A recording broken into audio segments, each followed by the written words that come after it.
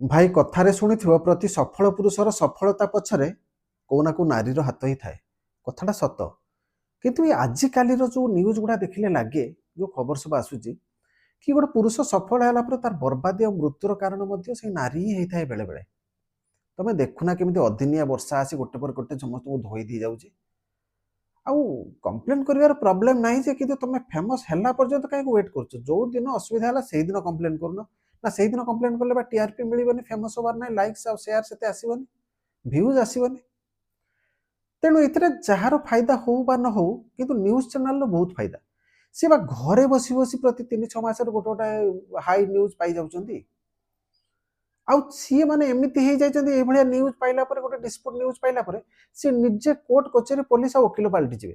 କେମିତି କରି ତ ଦି ଜଣକୁ ଆଣିକି ପୁରା ମିଶେଇକି ଗୋଟେ ପ୍ରାଇମ୍ ଟାଇମ୍ରେ ବସି ଡିବେଟ୍ଟେ କରିଦେବେ। ଆଉ ତାପରେ ତମେ ବର୍ବାଦ ହୁଅ ମର, ବା ତମେ ସମାଜରେ ମୁହଁ ଦେଖେଇ ପାର ବା ନ ପାର, କି ତମେ ଅଲଗା ହେଇକି ରୁହ, ତାଙ୍କର ଫରକ ପଡ଼େନି।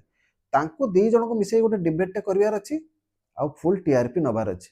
ଦେଖାଯାଉ ପୁଣି ଆଗକୁ ଆଉ କୋଉ ବର୍ଷା ଆସି ଆଉ କାହାକୁ ଧଉଛି।